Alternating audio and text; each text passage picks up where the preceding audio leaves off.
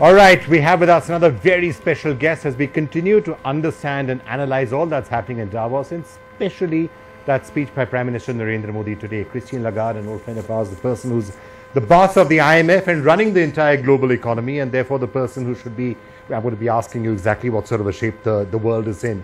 But before I do that, I had to get your reaction to Narendra Modi's speech today. What did you think of it? He gave a very comprehensive speech, and he clearly showcased India big way. He was clearly addressing an audience of investors, and we heard many times over that, you know, these investors should come to India, come to India, come to India. So overall, you know, comprehensive, very focused on India and the role of India as a leading economy in the world. I have one regret. I wish he had talked a little bit more about girls and about Indian women, because I believe that there is a huge untapped potential and policy measures that could be taken by India in order to facilitate access for Indian women to the job market, to finance, and to more equality. I think that's a really interesting point, and of course one of the themes out here with all the co-chairs that we have looking at gender issues. Now, of course, the government has done a number of steps for women, you know, Beti Bachao and the cleanliness drive and all of that, but you would have liked him to have made that as a formal statement today. Well, he had lots of messages to convey, and clearly that's a big job in 40 minutes. But given that this year the World Economic Forum has decided to focus on women, that all the co-chairs are women, and that women are a fantastic anti-resource for the economy, particularly India. Right. I was hoping that he would have said more, but you know, you always need to have regrets. You know, as he hears this, he's no doubt going to say, I should have listened to Christine Lagarde or asked her for her opinion, as I should with everything else in the world. So what would be the next speech? For the next speech, I'm sure he'll keep that in mind. But okay, if you had to give him advice on the Indian economy and how it's doing, what would be that advice? Well, the Indian economy is doing exceptionally well at the moment.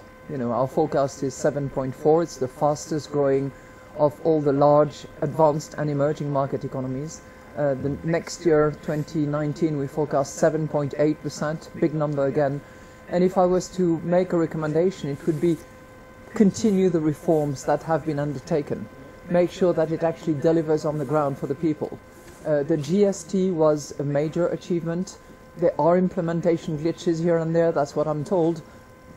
Work on them to make sure that it actually works.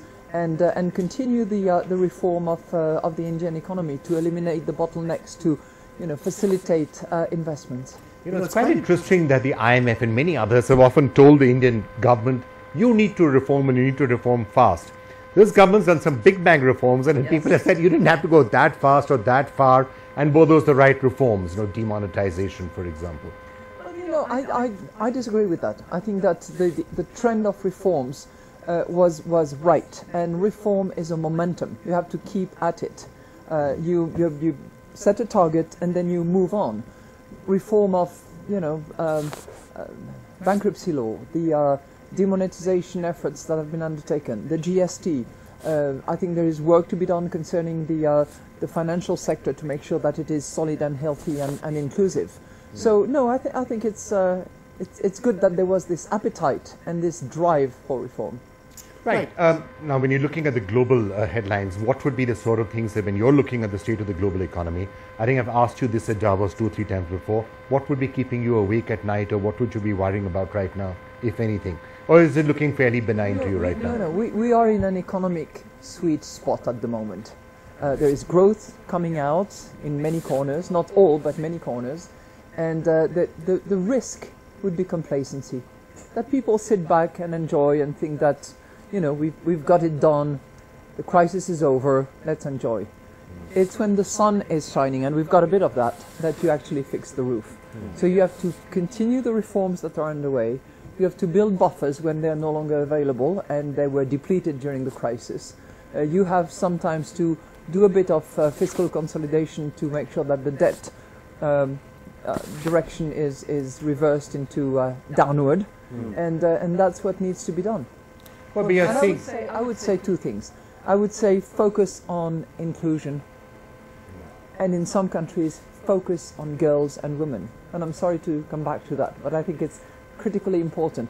The Indian economy could be bigger by 27% if Indian women participated in the labour market at the same level as men. This is not going to happen overnight, but efforts in that direction would be welcome.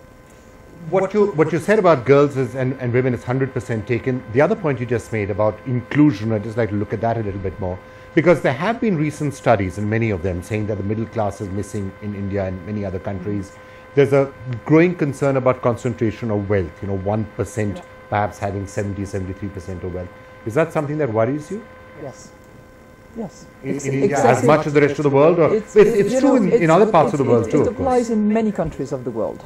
It's very true in some advanced economies, but it's also strong in some of the emerging and developing market economies.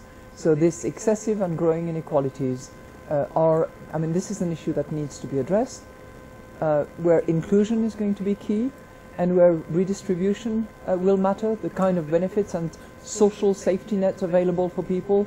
I think that is going to be critically important going forward. All right. When we're looking at Richard Sharma and some others, when we're talking about there being a sweet spot, we're seeing the indices after stock market indices are hitting new highs every 2 days. Of course, you're also seeing surges in areas like Bitcoin, which may be something completely different. But there is a concern about ups and downs, huh? Yeah, there are bits and Bitcoin, of course, is a different planet altogether.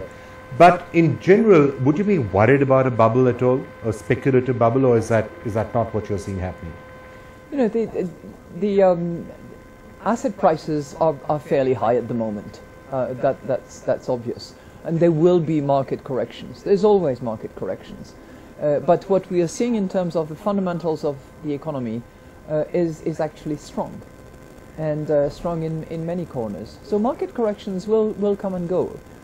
A tree doesn't grow to the sky, but we are not seeing imminent bubble bursting at the moment, and I think it's important that regulators, supervisors, policymakers actually be attentive and use whatever policy tools they have, whether it's prudential measures, whether it's traditional monetary policy measures, in order to adjust. And they're beginning to do that.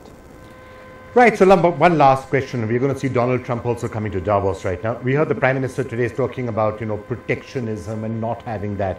Globalization must continue. The Chinese leader said that last year. India said that today.